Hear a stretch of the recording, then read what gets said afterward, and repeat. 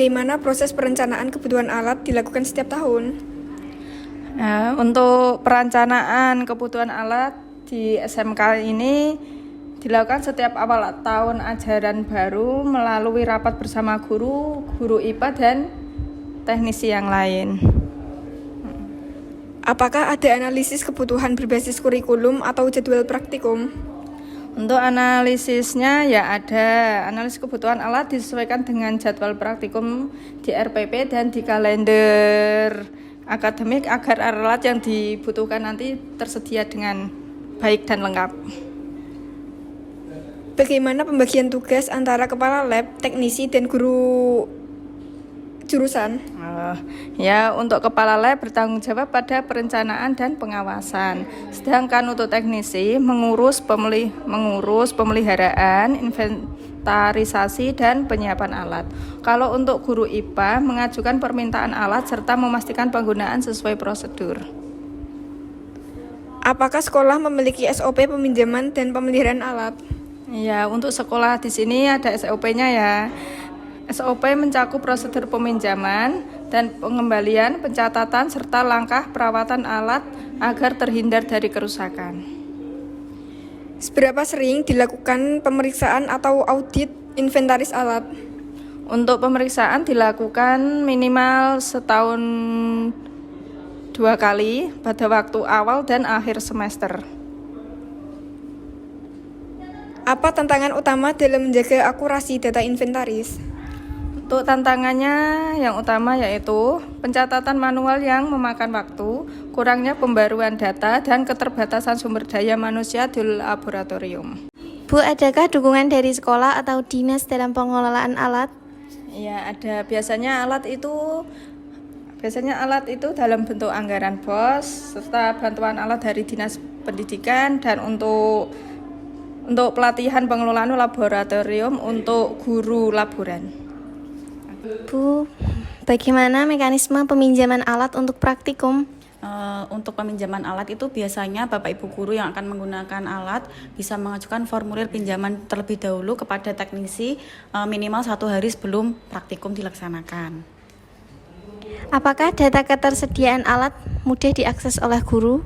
Cukup mudah karena kita tinggal menyiapkan alat dan bahannya itu tinggal bilang ke teknisinya, nanti yang menyiapkan adalah teknisinya, seperti itu.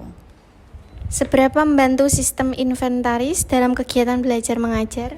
Sangat membantu karena dengan adanya inventaris kita bisa menyiapkan praktikum dengan alat yang bahan digunakan sehingga kegiatan belajar mengajar bisa lancar. Apa kendala yang sering muncul terkait alat laboratorium? Kalau kendala itu ada beberapa. Yang pertama itu biasanya alatnya ada yang rusak karena faktor usia. Yang kedua biasanya kalau praktikum di lab itu kan banyak yang menggunakan bahan habis pakai. Nah itu biasanya bahannya terbatas. Kemudian ada beberapa alat dan bahan yang masih belum ada di lab. Seperti itu. Bagaimana koordinasi antara guru dan pengelola laboratorium? Kalau koordinasi itu biasanya dilaksanakan setiap 1 minggu sekali, bisa dalam rapat dengan guru mata pelajaran, dengan teknisi dan dengan kepala laboratorium, serta adanya evaluasi. Itu evaluasinya biasanya dilaksanakan setiap awal pembelajaran dan akhir pembelajaran, seperti itu. Izin bertanya, Pak. Ya.